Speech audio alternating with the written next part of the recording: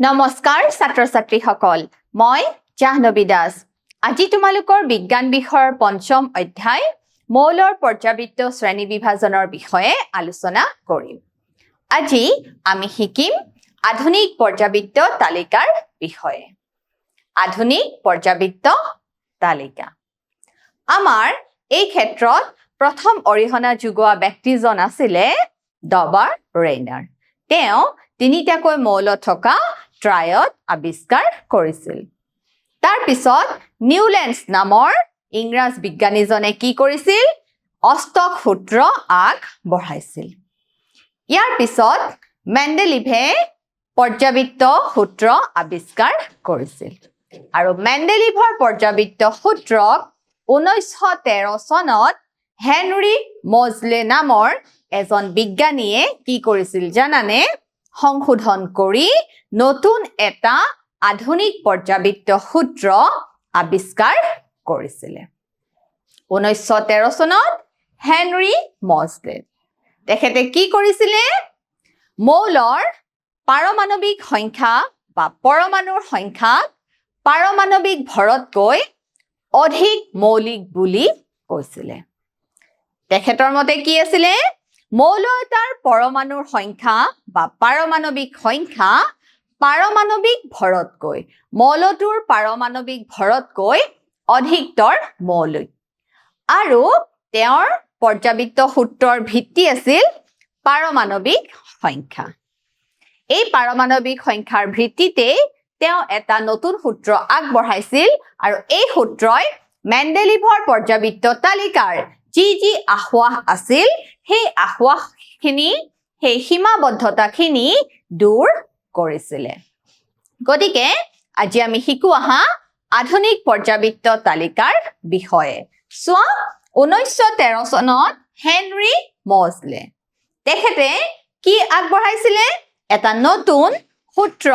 আগবঢ়াইছিল তেওঁ এটা মৌলৰ পাৰমাণৱিক সংখ্যা ইয়াৰ পাৰমাণৱিক ভৰতকৈ অধিকতৰ মৌলিক বুলি কৈছিল আৰু মৌলবোৰৰ ধৰ্ম সিহঁতৰ পাৰমাণৱিক সংখ্যাৰ পৰ্যায়ক্ৰমে সলনি হয় বুলি কৈছিল কি কৈছিল হেনৰি মজলে মৌলবোৰৰ ধৰ্ম সিহঁতৰ পাৰমাণৱিক সংখ্যাৰ পৰ্যায়ক্ৰমে সলনি হয় মৌলবোৰৰ ধৰ্ম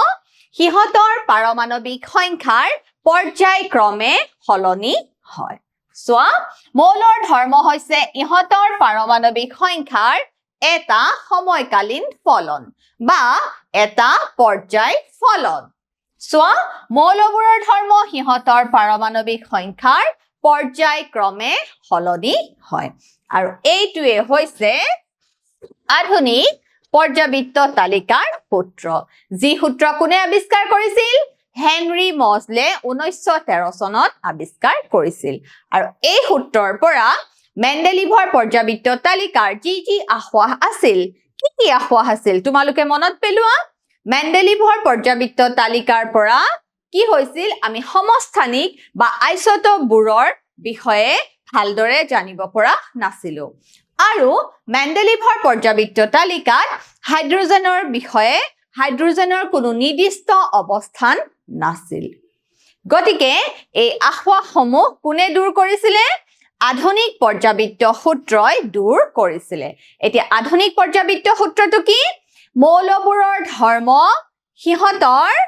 পৰ্যায়ক্ৰমে কিহৰ পৰ্যায়ক্ৰমে পাৰমাণৱিক সংখ্যাৰ পৰ্যায়ক্ৰমে সলনি হয় মৌলবোৰৰ ধৰ্ম সিহঁতৰ পাৰমাণৱিক সংখ্যাৰ পৰ্যায়ক্ৰমে সলনি হয় আৰু পৰ্যাবৃত্ত তালিকাৰ যিমানে এটা মৌলৰ পৰা পাছৰটো মৌললৈ যোৱা যায় তেতিয়া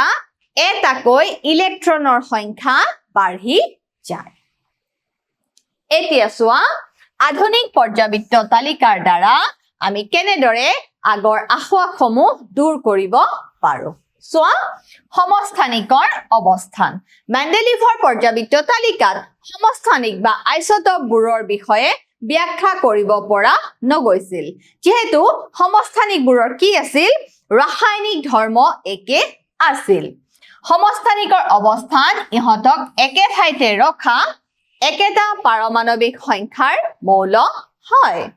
চোৱা পৰমাণু সংখ্যা 27 থকা কোবাল্ট আৰু নিকেল 28ৰ আগত আহে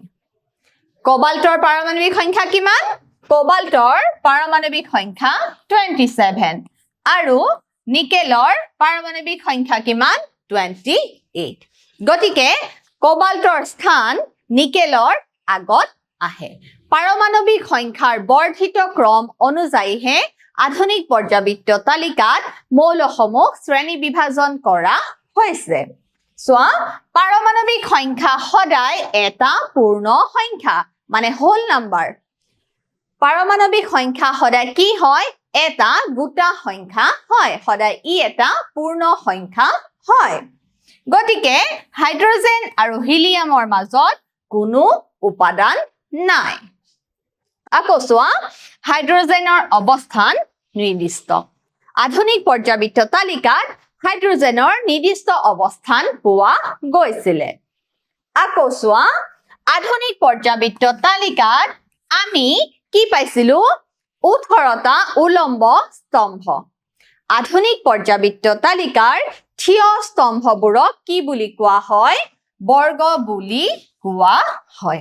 আধুনিক পৰ্যাবৃত্ত তালিকাৰ থিয় স্তম্ভবোৰক বৰ্গ বুলি কোৱা হয় আৰু আধুনিক পৰ্যাবৃত্ত তালিকাত বৰ্গৰ সংখ্যা কেইটা আছিল জানানে 18টা আধুনিক পৰ্যাবৃত্ত তালিকাত 18টা বৰ্গ আছে আকৌ আধুনিক পৰ্যাবৃত্ত তালিকাৰ যি অনুভূমিক বা পথালিকৈ থকা শাৰী তেনেকুৱা শাৰী কিমানটা পোৱা যায় জানানে 7টা গতিকে আমি পথালি শাৰী বিলাকক কি বুলি কওঁ জানা পৰ্যায় বুলি কওঁ আমি পথালিকৈ থকা শাৰী বিলাকক কি বুলি কওঁ পৰ্যায় বুলি কওঁ গতিকে চোৱা ইয়াৰ 18টা উলম্ব স্তম্ভ আছে যাক আমি কি বুলি কওঁ বৰ্গ বুলি কওঁ আকৌ ইয়াৰ 7টা অনুভূমিক শাৰী আছে যাক আমি কি বুলি কওঁ পৰ্যায় বুলি কওঁ তোমালোকৰ পৰীক্ষাত প্ৰশ্ন আহিব পাৰে বৰ্গ আৰু পৰ্যায় কাক বোলে তেতিয়া তোমালোকে কবা পৰ্যাবৃত্ত তালিকাৰ থিয় স্তম্ভবোৰক বৰ্গ বুলি কোৱা হয় আৰু কিমানটাকৈ বৰ্গ আছে 18টাকৈ বৰ্গ আছে আৰু পৰ্যাবৃত্ত তালিকাৰ অনুভূমিক বা পথালি শাৰী বিলাকক কি বুলি কোৱা হয় পৰ্যায় বুলি কোৱা হয় আৰু পৰ্যায়ৰ সংখ্যা কিমান 7টা চোৱা একেটা বৰ্গত ৰখা একে সংখ্যক যোজক ইলেক্ট্ৰন থকা মৌল আৰু আধুনিক পৰ্যাবৃত্ত তালিকাত একেটা বৰ্গত আধুনিক পৰ্যাবৃত্ত তালিকাৰ একেটা বৰ্গত থকা মৌলসমূহৰ কি হৈছিলে যোজক ইলেক্ট্ৰনৰ সংখ্যা একে আছিল চোৱা লিথিয়াম সোডিয়াম পটাছিয়াম ইহঁত একেটা বৰ্গৰে অন্তৰ্ভুক্ত ধৰা lithium sodium potassium rubidium caesium francium আদি ইহঁত প্ৰথম বৰ্গৰ অন্তৰ্ভুক্ত আমি যদি ইলেক্ট্ৰনীয় বিন্যাস চাওঁ তেনেহলে কি হ'ব লিথিয়াম 3 টো আমি কেনেকৈ লিখিম 2.1 সোডিয়াম 11 আমি কেনেকৈ লিখিম 2.8.1 পটাছিয়াম 19 কেনেকৈ আমি লিখিম 2.8.8.1 এতিয়া দেখিছানে এই ক্ষেত্ৰত আমি কি কি সাদৃশ্য দেখা পাইছো যে একেটা বৰ্গতে থকা মৌলসমূহৰ কি হয় বাহিৰৰ যিটো খোল বাহিৰৰ খোলত থকা ইলেক্ট্ৰনৰ সংখ্যা সমান আৰু বাহিৰৰ কক্ষত থকা ইলেক্ট্ৰনৰ সংখ্যাক আমি কি বুলি কওঁ যোজক ইলেক্ট্ৰন বুলি কওঁ গতিকে এই যোজক ইলেক্ট্ৰনসমূহ সদায় কি হয় সমান হয় মন কৰা ছাত্ৰ ছাত্ৰীসকল একেটা বৰ্গত অন্তৰ্ভুক্ত মৌলসমূহৰ কি একে হয় যোজক ইলেক্ট্ৰন তাৰ মানে বাহিৰৰ কক্ষত থকা ইলেক্ট্ৰনৰ সংখ্যা একে আমি যদি কক্ষ আকো লিথিয়ামৰ কাৰণে কি হ'ব 2.1 দেখিছা লিথিয়ামৰ যদি আমি বৰৰ সূত্ৰ অনুসৰি শক্তি স্তৰসমূহ আকো কে শক্তি স্তৰ এল শক্তি স্তৰ তেতিয়া বাহিৰৰ কক্ষ মানে যোজক ইলেক্ট্ৰনৰ সংখ্যা একেটা বৰ্গত থকা মৌলসমূহৰ সদায় কি হয় সমান হয় এতিয়া চোৱা তলৰ মৌল কেইটাত একে সংখ্যক যোজক ইলেক্ট্ৰন নাথাকে একে সংখ্যক যোজক ইলেক্ট্ৰন নাথাকে কিন্তু একে সংখ্যক কক্ষ থাকে মন কৰা ছাত্ৰ ছাত্ৰীসকল তলৰ মৌল কেইটাত একে সংখ্যক যোজক ইলেক্ট্ৰন নাথাকে কিন্তু একে সংখ্যক কক্ষ থাকে একে সংখ্যক যোজক ইলেক্ট্ৰন নাথাকে কিন্তু একে সংখ্যক কক্ষ থাকে উদাহৰণ লিথিয়াম দেখিছা লিথিয়াম লিথিয়ামৰ 2.1 boron 2.3 lithium 3 লিথিয়ামৰ পাৰমাণৱিক সংখ্যা কিমান 3 বেৰিলিয়াম পাৰমাণৱিক সংখ্যা কিমান 4 গতিকে 2.2 boron পাৰমাণৱিক সংখ্যা কিমান 5 গতিকে ইলেক্ট্ৰনীয় বিন্যাস 2.3 কাৰ্বন পাৰমাণৱিক সংখ্যা কিমান 6 গতিকে ইলেক্ট্ৰনীয় বিন্যাস 2.4 নাইট্ৰজেন পাৰমাণৱিক সংখ্যা 7 গতিকে ইলেক্ট্ৰনীয় বিন্যাস 2.5 এই ক্ষেত্ৰত মন কৰিছানে তোমালোকে প্ৰত্যেক ক্ষেত্ৰতে কেইটাকৈ শক্তি স্তৰ বা কক্ষপথ আছে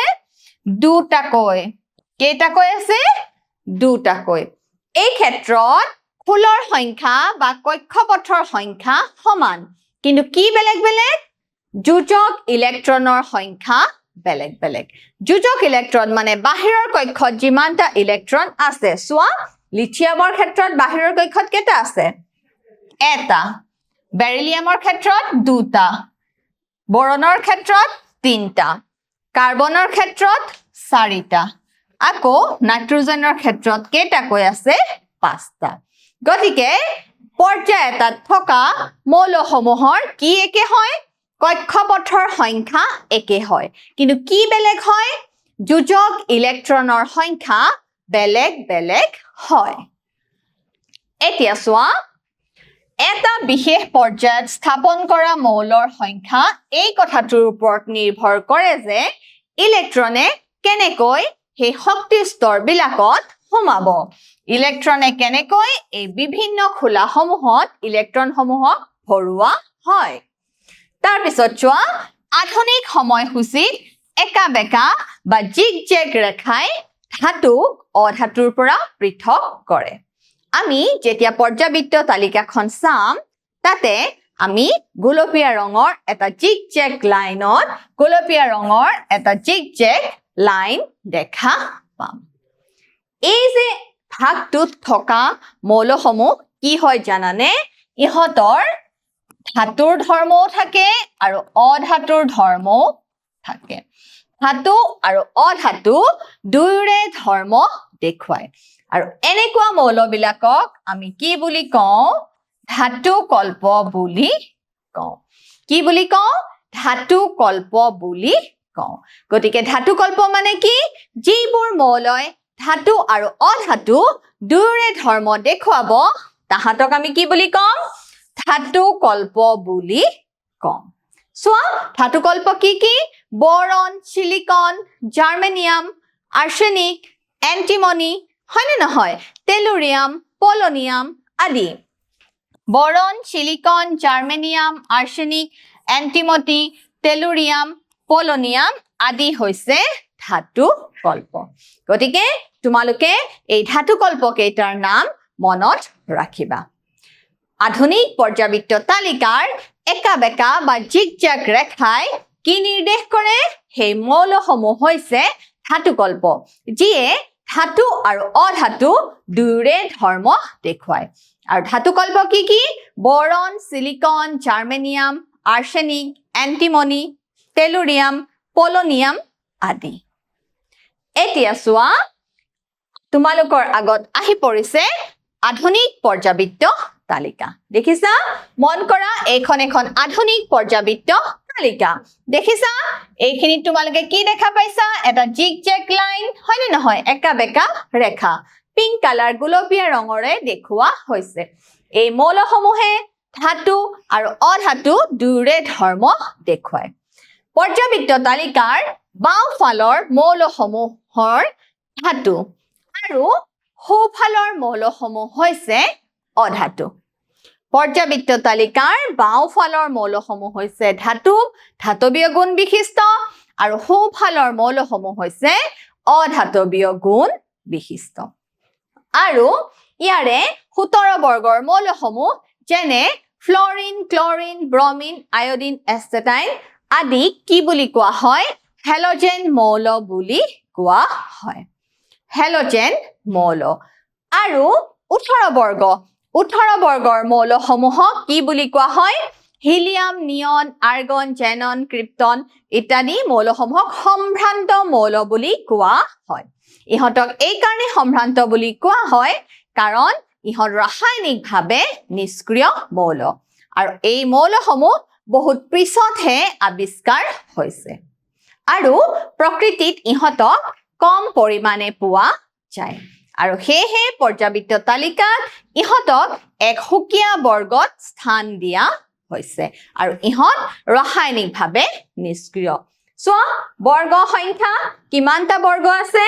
1 2 3 4 5 6 7 8 9 10 11 12 13 14 15 16 17 18 টোটেল পৰ্যাবৃত্ত তালিকাত 18টা বৰ্গ আছে আৰু কেইটা শাৰী আছে 1 2 3 4 5 6 7 আৰু টোটেল 7টাকৈ পৰ্যায় আছে এতিয়া চোৱা পৰিৱৰ্তন উপাদান আৰু আভ্যন্তৰীণ পৰিৱৰ্তন উপাদানৰ তোমালোকৰ চিত্ৰ দাঙি ধৰা হৈছে এতিয়া চোৱা ইলেক্ট্ৰনীয় বিন্যাসৰ দ্বাৰা বৰ্গ সংখ্যা আৰু পৰ্যায় সংখ্যা চিনাক্ত কৰা হয় আৰু যৌগ এটাৰ সংকেত নিৰ্ধাৰণ কৰা হয় কিহৰ দ্বাৰা ইলেক্ট্ৰনীয় বিন্যাসৰ দ্বাৰা বৰ্গ সংখ্যা আৰু পৰ্যায় সংখ্যা চিনাক্ত কৰা হয় আৰু যৌগটোৰ সংকেত লিখা হয় আমি সোডিয়াম ক্লোৰাইড ধৰা সোডিয়াম ক্লোৰাইড আমি এই সোডিয়াম ক্লোৰাইডৰ সংকেত কিহৰ পৰা পাইছিলো ইলেক্ট্ৰনীয় বিন্যাসৰ পৰা লাভ কৰিছিলো কি আছিল সোডিয়ামৰ 11 আছিল ইলেক্ট্ৰনীয় বিন্যাস হ'ব 2.8.1 আকৌ ক্লোৰিনৰ পাৰমাণৱিক সংখ্যা কি আছিল 17 আছিল গতিকে ইলেক্ট্ৰনীয় বিন্যাস হ'ব 2.8.7 এতিয়া চোৱা যোজক ইলেক্ট্ৰন এটা ইলেক্ট্ৰন ত্যাগ কৰিব আকৌ এই ক্ষেত্ৰত যোজক ইলেক্ট্ৰন 7টা এটা ইলেক্ট্ৰন গ্ৰহণ কৰিব গ্ৰহণ কৰি ইলেক্ট্ৰন ত্যাগ আৰু গ্ৰহণৰ দ্বাৰা আয়নীয় বান্ধনীৰ দ্বাৰা সোডিয়াম ক্লোৰাইড যৌগ গঠন হ'ব এতিয়া চোৱা আধুনিক পৰ্যাবৃত্ত তালিকাত মৌলসমূহৰ ধৰ্মৰ পৰিৱৰ্তনৰ প্ৰৱণতা আধুনিক পৰ্যাবৃত্ত তালিকাত কেনেদৰেনো মৌলসমূহৰ ধৰ্মসমূহ পৰিৱৰ্তন হয় আমি চাও আহা প্ৰথম আমি চাম যোজ্যতা দেখিছা এটা বৰ্গত শীৰ্ষৰ পৰা তললৈ কি হৈ যায় যোজ্যতাৰ সংখ্যা একে থাকে কি থাকে প্ৰথম বৰ্গৰ মৌলসমূহৰ যোজ্যতাৰ সংখ্যা একে থাকে কিন্তু বাওঁফালৰ পৰা সোঁফাললৈ গলে যোজ্যতাৰ সংখ্যা কি হৈ যায় এক এককৈ বাঢ়ি যায় এতিয়া চোৱা পাৰমাণৱিক আকাৰৰ ক্ষেত্ৰত কি হয় জানানে বৰ্গ এটাৰ ক্ষেত্ৰত ওপৰৰ পৰা তললৈ বৰ্গ এটাৰ ক্ষেত্ৰত ওপৰৰ পৰা আমি যিমানে তললৈ যাওঁ শীৰ্ষৰ পৰা আমি যিমানে তললৈ যাওঁ তেতিয়া মৌল এটাৰ পাৰমাণৱিক আকাৰ বাঢ়ি যায় তেতিয়া কি হৈ যায় পাৰমাণৱিক আকাৰ বাঢ়ি যায় তাৰ কাৰণটো কি জানানে ধৰা লিথিয়াম সোডিয়াম লিথিয়ামৰ পাৰমাণৱিক সংখ্যা 3 আৰু সোডিয়ামৰ পাৰমাণৱিক সংখ্যা 11 লিথিয়ামৰ পাৰমাণৱিক সংখ্যা 3 আৰু সোডিয়ামৰ পাৰমাণৱিক সংখ্যা 11 গতিকে আমি যদি শক্তি স্তৰ আকো লিথিয়ামৰ 3 আমি যদি শক্তি স্তৰ আকো আৰু সোডিয়ামৰ 11 আমি যদি শক্তি স্তৰ ইয়াত আকো তেনেহলে দেখিছানে কাৰ শক্তি স্তৰ সংখ্যা বেছি কাৰ শক্তি স্তৰ সংখ্যা বেছি 3 4 5 6 7 8 1 2.8.1 আৰু লিথিয়ামৰ ক্ষেত্ৰত 2.8 1 চোৱা বৰ্গ এটাত ওপৰৰ পৰা তললৈ যোৱাৰ লগে লগে কি হৈছে শক্তিৰ স্তৰ সংখ্যা বাঢ়ি গৈছে শক্তিৰ স্তৰ সংখ্যা কি হৈ গৈছে বাঢ়ি গৈছে যেহেতু শক্তিৰ স্তৰ সংখ্যা বাঢ়ি যায় গতিকে পাৰমাণৱিক আকাৰো কি হৈ যায় বাঢ়ি যায় এতিয়া চোৱা পাৰমাণৱিক আকাৰ কি হ'ব বৰ্গ এটাত ওপৰৰ পৰা তললৈ যোৱাৰ লগে লগে শীৰ্ষৰ পৰা তললৈ যোৱাৰ লগে লগে পাৰমাণৱিক আকাৰ বাঢ়ি যায় কিন্তু পৰ্যায় এটাত বাওঁফালৰ পৰা সোঁফাললৈ যোৱাৰ লগে লগে পাৰমাণৱিক আকাৰ কমি যায় কিয় কমি যায় জানানে পাৰমাণৱিক আকাৰ হৈছে পৰমাণু এটাৰ ব্যাসাৰ্ধ বাওঁফালৰ পৰা সোঁফাললৈ যোৱাৰ লগে লগে নিউক্লিয় আধান মানে কাৰ্যকৰী নিউক্লিয় আধান বাঢ়ি যায় আৰু নিউক্লিয় আধান বাঢ়ি যোৱাৰ কাৰণে কি হয় পাৰমাণৱিক আকাৰ কমি যায় কাৰণ ইলেক্ট্ৰনবোৰক নিউক্লিয়াছলৈ টানি থাকে আকৰ্ষণ কৰি থাকে সেই কাৰণে নিউক্লিয় আধান বাঢ়ি যায় আৰু নিউক্লিয় আধান বাঢ়ি যোৱাৰ কাৰণে পৰ্যায় এটাত বাওঁফালৰ পৰা সোঁফাললৈ কি হৈ যায় পাৰমাণৱিক আকাৰ কমি যায় গতিকে মনত ৰাখিবা কেনেদৰে পৰিৱৰ্তন হয় পৰ্যাবৃত্ত তালিকাৰ বৰ্গ এটাত ওপৰৰ পৰা তললৈ কি হয় পাৰমাণৱিক আকাৰ বাঢ়ি যায় কিয় বাঢ়ি যায় কাৰণ শক্তিৰ স্তৰ সংখ্যা বাঢ়ি যায় আকৌ পৰ্যায় এটাত বাওঁফালৰ পৰা সোঁফাললৈ পাৰমাণৱিক আকাৰ কমি যায় কাৰণ নিউক্লিয় আধান বাঢ়ি যায় এতিয়া চোৱা তোমালোকে ধাতৱ আৰু অধাতৱ ধৰ্ম ধাতৱ আৰু অধাতৱ ধৰ্ম কেনেকুৱা হয় পৰ্যাবৃত্ত তালিকাৰ বাওঁফালে থকা ধাতুসমূহ হৈছে লিথিয়াম ছডিয়াম পটাছিয়াম ৰুবিডিয়াম আদি আৰু এই ধাতুসমূহ বাওঁফালে আছে আকৌ পৰ্যাবৃত্ত তালিকাৰ সোঁফালে কোনবিলাক আছে জানানে পৰ্যাবৃত্ত তালিকাৰ সোঁফালে আছে ক্লৰিন সালফাৰ আদিৰ দৰে অধাতু সমূহ চোৱা ছাত্ৰ ছাত্ৰীসকল পৰ্যাবৃত্ত তালিকাৰ বাওঁফালে লিথিয়াম ছডিয়াম পটাছিয়াম মেগনেছিয়াম আদিৰ দৰে ধাতুসমূহ আছে আকৌ পৰ্যাবৃত্ত তালিকাৰ সোঁফালে ক্লৰিন সালফাৰ দৰে অধাতু সমূহ আছে যিমানে শীৰ্ষৰ পৰা আমি তললৈ আহো সিমানে ধাতৱীয় ধৰ্ম বাঢ়ি যায় সিমানে কি হৈ যায় ধাতৱীয় ধৰ্ম বাঢ়ি যায় আকৌ পৰ্যাবৃত্ত তালিকাৰ বাওঁফালৰ পৰা সোঁফাললৈ আমি যিমানে যাম সিমানে ধাতৱীয় ধৰ্ম কমি যায় আৰু অধাতৱীয় ধৰ্ম বাঢ়ি যায় ধাতৱীয় ধৰ্ম কমি যায় আৰু অধাতৱীয় ধৰ্ম বাঢ়ি যায় অধাতৱীয় কিয় বাঢ়ি যায় কাৰণ অধাতুবোৰ হৈছে ইলেক্ট্ৰনিগেটিভ আৰু ধাতুবোৰ হৈছে ইলেক্ট্ৰপজিটিভ ধাতুবোৰে সহজতে ইলেক্ট্ৰন ত্যাগ কৰে আৰু অধাতুবোৰে কি কৰে সহজতে ইলেক্ট্ৰন গ্ৰহণ কৰে কাৰণ ইহঁত ইলেক্ট্ৰনিগেটিভ মৌল সেয়েহে পৰ্যাবৃত্ত তালিকাৰ বৰ্গ এটাত যিমানে শীৰ্ষৰ পৰা তললৈ যোৱা যায় কি হয় ধাতৱীয় ধৰ্ম বাঢ়ি যায়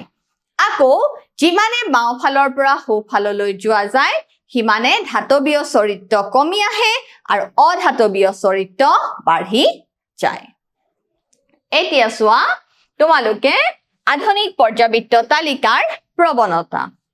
আটাইতকৈ বাহিৰৰ খোলাত উপস্থিত যোজক ইলেক্ট্ৰনৰ সংখ্যাৰ দ্বাৰা নিৰ্ধাৰিত হলে আমি তাক কি বুলি কম যোজ্যতা বুলি কম আটাইতকৈ বাহিৰৰ খোলাত উপস্থিত যোজক ইলেক্ট্ৰনৰ সংখ্যাৰ দ্বাৰা আমি কি নিৰূপণ কৰো যোজ্যতা নিৰূপণ কৰো প্ৰতিটো পৰ্যায়ত বাওঁফালৰ পৰা সোঁফাললৈ গতি কৰিলে মৌলৰ যোজ্যতা 0 লৈ হ্ৰাস হোৱাৰ সলনি কি হয় 1 পৰা 4 লৈ বৃদ্ধিহে পায় যেনে সোডিয়াম 11 ইলেক্ট্ৰনীয় বিন্যাস 2.8.1 গতিকে ইয়াৰ বাহিৰৰ কক্ষৰ ইলেক্ট্ৰনৰ সংখ্যা হৈছে এটা গতিকে ই এটা ইলেক্ট্ৰন ত্যাগ কৰিব আৰু এই ত্যাগ কৰাৰ প্ৰৱণতাটোকে আমি কি বুলি কৈছো যোজ্যতা বুলি কৈছো ই এটা ইলেক্ট্ৰন ত্যাগ কৰিলেহে সুস্থিৰ ইলেক্ট্ৰনীয় সজ্জা লাভ কৰিব আকৌ সোৱা মেগনেছিয়াম আমি যদি তৃতীয় পৰ্যায় যোজ্যতা আমি বিবেচনা কৰো তৃতীয় পৰ্যায়ৰ মৌলসমূহ হৈছে সোডিয়াম মেগনেছিয়াম এলুমিনিয়াম সিলিকন সোৱা মেগনেছিয়ামৰ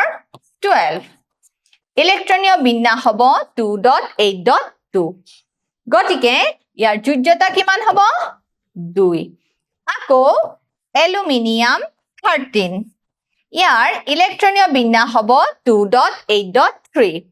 ই তিনটা ইলেক্ট্ৰন কি কৰিব ত্যাগ কৰিব গতিকে তাৰ যোজ্যতা কিমান হ'ব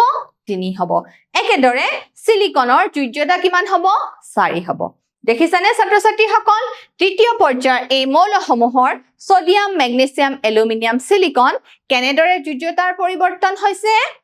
এক এককৈ বাঢ়ি গৈছে কেনেদৰে পৰিৱৰ্তন হৈছে এক এককৈ বাঢ়ি গৈছে যিমানে পাৰমাণৱিক সংখ্যা বাঢ়িছে সিমানে এককৈ ইলেক্ট্ৰনৰ সংখ্যা বাঢ়ি গৈছে সোডিয়ামৰ 11 মেগনেছিয়ামৰ 12 মাজৰ পাৰ্থক্য কিমান 1 সেইদৰে যোজ্যতাৰ মাজৰ পাৰ্থক্য হৈছে 1 এতিয়া চোৱা পাৰমাণৱিক আকাৰ নিউক্লিয়াছৰ কেন্দ্ৰ আৰু আটাইতকৈ বাহিৰৰ খোলাৰ মাজৰ পৰমাণুৰ দূৰত্বৰ ব্যাসাৰ্ধ পৰমাণুৰ আকাৰ হ্ৰাস পায় যেতিয়া একে পৰ্যায়ত বাওঁফালৰ পৰা সোঁফাললৈ কাৰ্যকৰী পাৰমাণৱিক আধান বৃদ্ধি পায় গতিকে বাওঁফালৰ পৰা সোঁফাললৈ গলে নিউক্লিয় আধান বাঢ়ি যোৱাৰ কাৰণে পাৰমাণৱিক আকাৰ কি হৈ যায় কমি যায় কিন্তু বৰ্গ এটাত যিমানে আমি ওপৰৰ পৰা তললৈ আহো সিমানে পাৰমাণৱিক আকাৰ বাঢ়ি যায় দেখিছা তোমালোকৰ আগত সোডিয়াম মেগনেছিয়াম এলুমিনিয়াম সিলিকন ফসফৰাছ আদি মৌলসমূহৰ তৃতীয় পৰ্যায়ৰ মৌলসমূহৰ কি দেখুৱা হৈছে পাৰমাণৱিক আকাৰ দেখুৱা হৈছে এতিয়া চোৱা আমি বৰ্গৰ তললৈ যোৱাৰ লগে লগে পৰমাণুৰ আকাৰ বৃদ্ধি পায় পৰমাণুৰ আকাৰ কিয় বৃদ্ধি পায় কাৰণ শক্তি স্তৰৰ সংখ্যা বা খোলাৰ সংখ্যা বাঢ়ি যায় নতুন কক্ষ একোটা আৰম্ভ হয় যিমানে আমি লিথিয়াম সোডিয়াম পটাছিয়াম ৰুবিডিয়াম গৈ থাকিম সিমানে কক্ষপথ বাঢ়ি গৈ থাকিব সো নিউক্লিয় আধান বহাৰ লগে লগে পাৰমাণৱিক আকাৰো বাঢ়ে নিউক্লিয় আধান বহাৰ লগে লগে পাৰমাণৱিক আকাৰো কি হৈ যায় বাঢ়ি যায় এতিয়া চোৱা ধাতব ধৰ্ম মানে কি ধাতব ধৰ্ম হৈছে পৰমাণু এটাৰ ইলেক্ট্ৰন হেৰুৱাৰ প্ৰৱণতা পৰমাণু এটাৰ ইলেক্ট্ৰন হেৰুৱাৰ প্ৰৱণতাক আমি ধাতব ধৰ্ম বুলি কওঁ আৰু ধাতুবোৰ সদায় কি হয় ইলেক্ট্ৰ পজিটিভ গতিকে ধাতুবোৰে সহজতে ইলেক্ট্ৰন হেৰুৱায় আৰু পৰ্যায়ত বাওঁফালৰ পৰা সোঁফাললৈ গতি কৰিলে ধাতুৰ চৰিত্ৰ হ্ৰাস পায় আৰু অধাতুৰ চৰিত্ৰ বৃদ্ধি পায় সোৱা কাৰ্যকৰী পাৰমাণৱিক আধান বৃদ্ধি পায় কাৰণে ধাতুৰ চৰিত্ৰ হ্ৰাস পায় আৰু পৰ্যায় এটাত কাৰ্যকৰী আধান বাঢ়ি যোৱাৰ কাৰণে ধাতুৰ চৰিত্ৰ কমি যায় আৰু অধাতুৰ চৰিত্ৰ বাঢ়ি যায় বৰ্গ এটাৰ তললৈ যোজক ইলেক্ট্ৰনৰ ওপৰত ক্ৰিয়া কৰা নিউক্লিয় আধানৰ মান কমে আৰু যোজক ইলেক্ট্ৰন সহজে হেৰুৱাব পাৰে আকৌ চোৱা অধাতুবোৰ হৈছে ইলেক্ট্ৰনেগেটিভ অধাতুবোৰ ইলেক্ট্ৰনেগেটিভ ইহঁতে ইলেক্ট্ৰন কি কৰে সদায় লাভ কৰিব বিচাৰে ইলেক্ট্ৰন লাভ কৰি বন্ধন গঠন কৰাৰ প্ৰৱণতা থাকে ধাতুৱে ইলেক্ট্ৰন হেৰুৱায় আৰু অধাতুৱে ইলেক্ট্ৰন গ্ৰহণ কৰে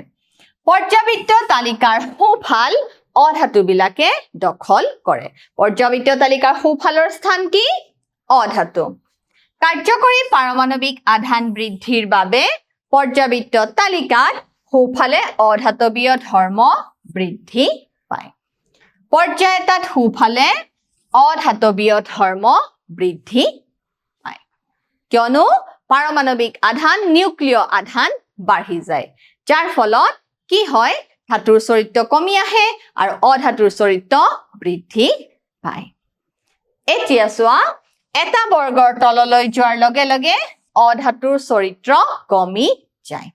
বৰ্গ এটা যিমানে আমি তললৈ গতি কৰো ধাতুৰ চৰিত্ৰ বৃদ্ধি পাই থাকে আৰু অধাতুৰ চৰিত্ৰ কমি গৈ থাকে ধাতুৰ অক্সাইড বিলাক ক্ষাৰকীয় প্ৰকৃতিৰ আৰু অধাতুৰ অক্সাইড বিলাক আম্লিক প্ৰকৃতিৰ ধাতুৰ অক্সাইড যেনে সোডিয়াম অক্সাইড কি হ'ব ক্ষাৰকীয় প্ৰকৃতিৰ অধাতুৰ অক্সাইড যেনে নাইট্ৰজেন ডাইঅক্সাইড NO2 ইহত কেনেকুৱা প্ৰকৃতিৰ হ'ব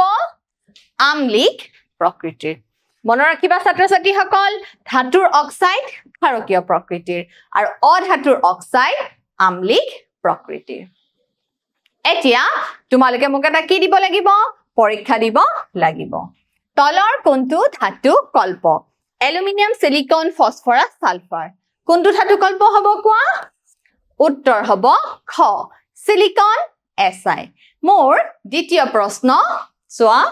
এটা পৰমাণুৰ ইলেক্ট্ৰনীয় বিন্যাস 2.8.7 ইয়াৰ পাৰমাণবিক সংখ্যা কি ইয়াৰ পাৰমাণবিক সংখ্যা কিমান হ'ব ইয়াৰ পাৰমাণবিক সংখ্যা হ'ব 17 মানে ই কি মৌল হ'ব ই হ'ব ক্লৰিন মোৰ তৃতীয় প্ৰশ্ন পৰ্যায় এটাত সোঁফালে ধাতৱীয় ধৰ্ম বাঢ়ে ই শুদ্ধ নে অশুদ্ধ ই হৈছে অশুদ্ধ পৰ্যায় এটাত সোঁফালে ধাতৱীয় ধৰ্ম কমি যায় আৰু অধাতৱীয় ধৰ্ম বৃদ্ধি পায় গতিকে ছাত্ৰ-ছাত্ৰীসকল আজি আমি শিকিলো আধুনিক পৰ্যাবৃত্ত সূত্ৰ কোনে আৱিষ্কাৰ কৰিছিল হেনৰি মজলে আৱিষ্কাৰ কৰিছিল আধুনিক পৰ্যাবৃত্ত সূত্ৰটো হৈছে মৌলবোৰৰ ধৰ্ম সিহঁতৰ পাৰমাণবিক সংখ্যাৰ পৰ্যায়ক্ৰমে সলনি হয় আজিলৈ আহো ছাত্ৰ-ছাত্ৰীসকল ঘৰত ৰেগুলাৰ প্ৰেক্টিছ কৰিবা ধন্যবাদ